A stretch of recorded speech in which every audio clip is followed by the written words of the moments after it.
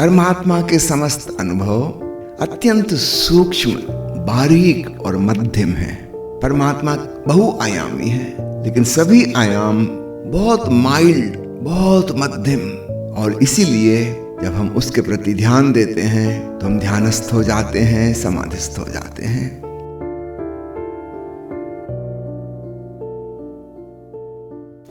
जब भी परमात्मा के प्रकाश रूप के बारे में अधिकांश लोग सोचते हैं, विचारते हैं, तो अक्सर उन्होंने जो सुना है, समझा है, पढ़ा है, वह गलत ही होता है। आश्चर्य की बात है कि संतों के वचन, जिन्होंने जाना है, उन ऋषियों के वचन बिल्कुल स्पष्ट हैं।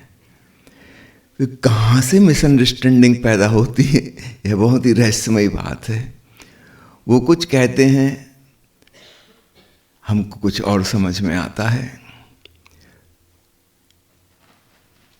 प्रकाश की छोड़ें, ओंकार की ही बात समझें। अधिकांश लोग समझते हैं कि जैसे जोर जोर से ओम ओम ओम ऐसी ध्वनि सुनाई देगी, और इस धारणा की वजह से जब उन्हें वास्तविक ध्वनि सुनाई देती है तब उनको लगता है कि नहीं, ये वो नहीं है। वहाँ से वो ध्यान हटा लेते हैं, कहीं और खोजबीन करने लगते हैं। आश्चर्य की बात है, जो धारणा हमारे मन में बैठी है, अगर उससे मैचिंग ना हो तो हम परम सत्य से भी चूक जाएं।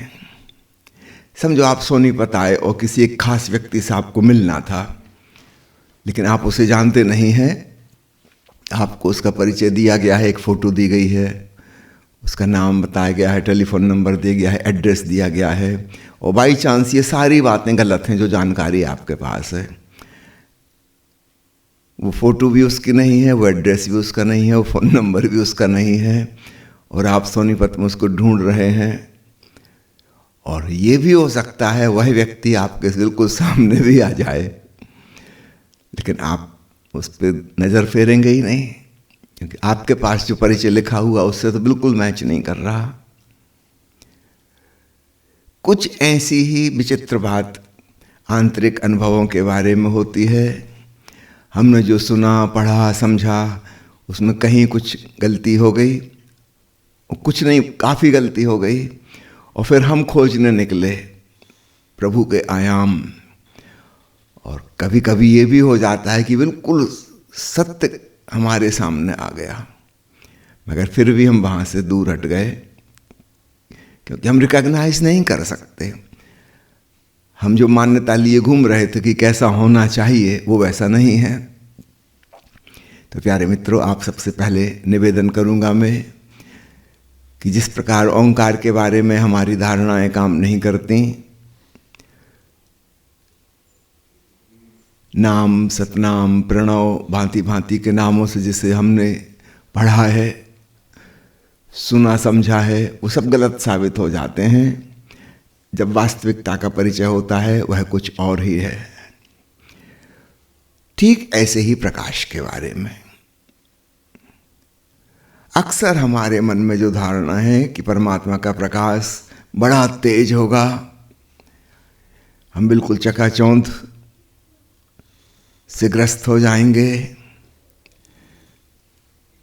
कुछ बड़ा रहस्यमय होगा जैसा हमने कभी नहीं देखा, हमारी आंखें ठगी की ठगी रह जाएंगी। कुछ ऐसी धारणा हमारे मन में है, बहुत तेज रोशनी।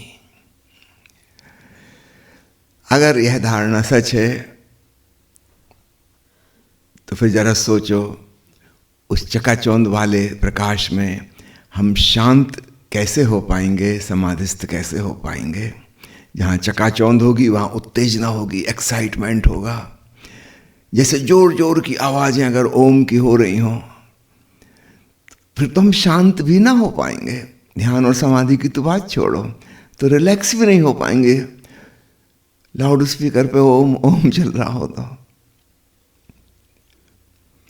परमात्मा के समस्त अनुभव अत्यंत सूक्ष्म, बारीक और मध्यम है। यह धारणा हृदयंगम कीजिए। परमात्मा बहुआयामी है, लेकिन सभी आयाम बहुत माइल्ड, बहुत मध्यम,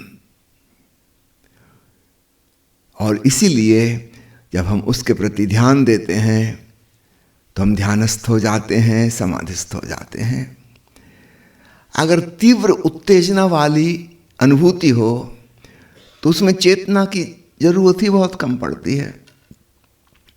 इस मैकेनिज्म को समझना, ये गुणा भाग। समझो जोर जोर की आवाज़ें हो रही हैं तो फिर हमको होश रखने की तो कोई ज़रूरत नहीं, वो तो हमको वैसे ही बेहोशी में भी सुनाई देगी। एक आदमी नींद में सो रहा था, खर्राटे भर रहा था, उसके पास जाके हम ढोल नगाड़े बजाएं तो वो भी उठ के बैठ जाएगा कि भाई क्यों मुझे तंग कर रहे हो, कौन सी दुश्मनी निभा रहे हो, मुझे सोने दो। इसका मतलब जब वो खर्राटे भर रहा था, काफ़ी गहरी बेहोशी में था, वहाँ भी ये ढोल नगाड़े की आवाज़ पहुँच गई। सोया हुआ आदमी नहीं, नशा किया हुआ आदमी, शराब पिए हुए, वो भी उठ के बैठ जाएगा और झगड़ा करने लगेगा।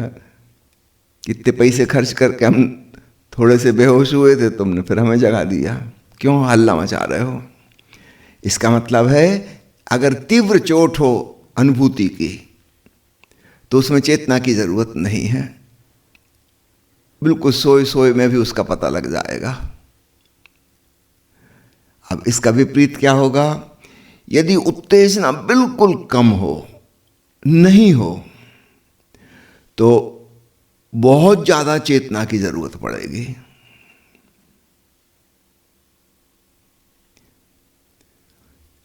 जैसे ओंकार की ध्वनि इतनी सूक्ष्म, इतनी बारीक, इतनी धीमी, इतनी लो वॉल्यूम, अगर सुनना है तो फिर हमको बहुत ही सजग होना होगा, नहीं तो चूक जाएंगे।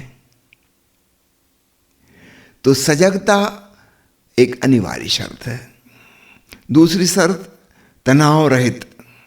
अगर हमारे मन में तनाव है, किसी भी प्रकार का टेंशन है, तो एक एक्साइटमेंट, एक उत्तेजना भीतर बनी हुई है और तब हम चूक जाएंगे, ओंकार की ध्वनि नहीं सुन पाएंगे। ठीक यही बात अंतस प्रकाश के संदर्भ में लागू होती है। अत्यंत मध्यम, अत्यंत सूक्ष्म, जिसमें कोई एक्साइटमेंट नहीं, कोई उत्तेजना नहीं।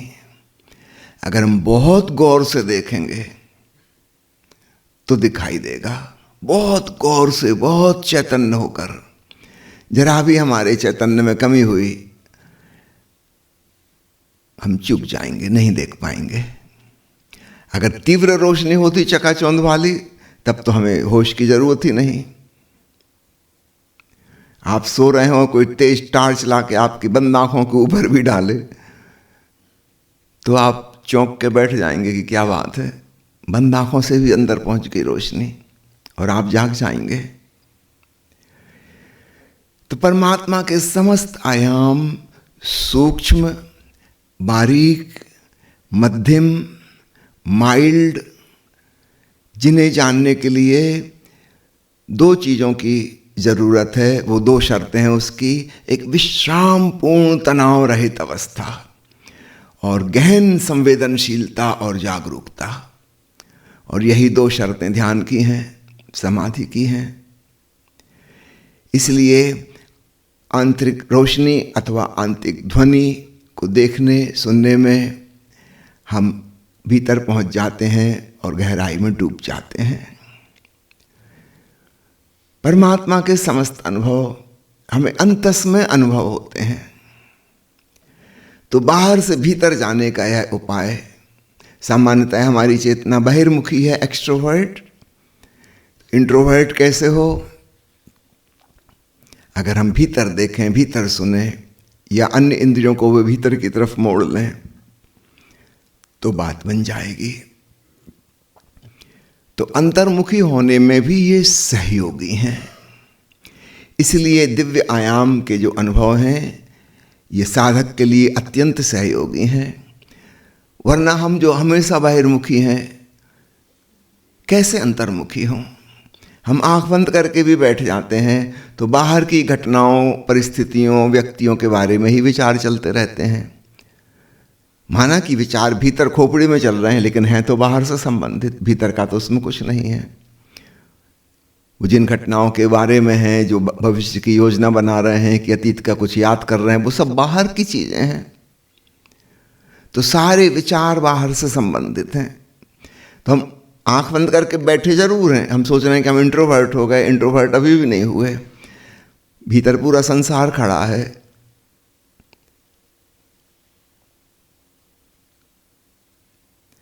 ध्यानी की बड़ी से बड़ी मुश्किल यही है कि वह अंतर यात्रा कैसे करे, वह अंतर्मुखी कैसे हो। वो कोशिश भी करता है तो हो नहीं पाता, क्योंकि सारे विचार बाहर से संबंधित हैं। विचारों से थोड़ी और सूक्ष्म है हृदय की भावनाएं, लेकिन वे भी बाहर से संबंधित हैं। आपको क्रोध आया तो किसी व्यक्ति विशेष के प्रति आया, जिसने कुछ कहा, कुछ किया जो आपको पसंद नहीं था। वो व्यक्ति बाहर है, वो घटना बाहर घटी थी। अब वो व्यक्ति नहीं है वहाँ सामने, मगर आप आंख बंद करके बैठे अंतर्मुखी होने की कोशिश कर रहे हो, बारंबार वो क्रोध उभर आ रहा है। तो ये अंतर्दर्शन नहीं हुआ, अंतस में तो हम पहुंचे ही नहीं। ये तो बाहर की घटना का रिफ्लेक्शन चल रहा है। किसी से प्रेम था, लगाव था, उसकी याद आ रही है, मिस कर रहे थे, फिर आंख बंद करके बैठे तो वो याद आ रही है। ये तो बाहर के व्यक्ति की याद है, हम भीतर तो पहुंच ही नहीं पा रहे। तो चाहे विचार हो, चिंतन मनन हो, जानकारी हो, अथवा भावनाएं हो, प्रेम की सद्भावना हो चाहे क्रोध की दुर्भावना हो, दोनों ही बाहर से संबंधित हैं। और ये हमको लगातार बाहर की तरफ खींचती रहेंगी।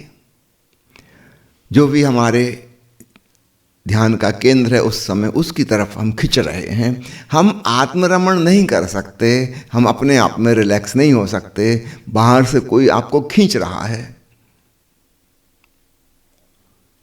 किसी को धन पैसा खींच रहा है, किसी को पद प्रतिष्ठा खींच रही है, किसी को नाम खींच रहा है, किसी को प्रेमी खींच रहा है, प्रेमिका खींच रही है, किसी को मकान और कार खींच रही है, किसी को दुश्मन खींच रहे हैं, शत्रु खींच रहे हैं। लगातार हम बाहर की तरफ उन्मुख। तो ऊपर ऊपर से देखने में लगता है कि हम स्थिर बैठे हैं, आंखें बंद किए हैं, मगर भीतर भीतर बड़ी खींचातानी मची हुई है और हम रिलैक्स भी नहीं हो पा रहे, हम तनाव से भरे हुए हैं। और इसलिए चूंकि ये जो बादल मंडरा रहे हैं भीतर ही भीतर विचारों के, भावनाओं के, इसलिए भीतर का शुद्ध आकाश वह प्रकट ही नहीं हो पा रहा। चैतन्य आकाश का पता ही नहीं चल रहा। इतने बादल, इतने बादल।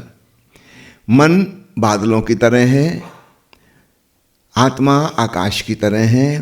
अगर बादलों की गिनती बहुत हो तो पता ही नहीं चलता कि आकाश भी कहीं है। बादल छटें तो आकाश का पता चले। तो साधक की सबसे बड़ी मुसीबत जो है वो चाहता है कि भीतर पहुंचे, स्वयं के अंदर रमण करे, वहाँ ठहरे, लेकिन बीच में ये जो बाधाएं हैं उसको वहाँ जाने ही नहीं देती। इसका शॉर्टकट यही होगा कि उस आकाश की कुछ किरण हम पकड़ लें।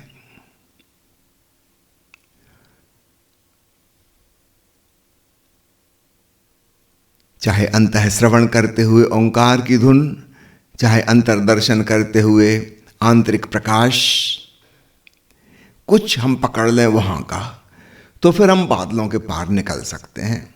जैसे एक हवाई जहाज है, एरोड्रम पे दौड़ता है, फिर ऊपर उठ जाता है और फिर थोड़ी देर में बादलों के उस पार निकल जाता है।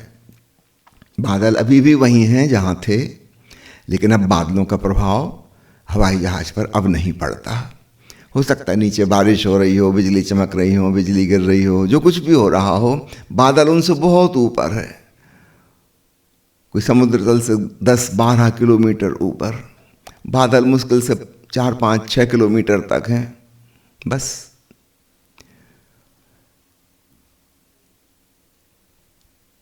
तो किसी प्रकार हम बादलों के पार निकल जाएं, वहां का कोई सूत्र पकड़ में आ जाए,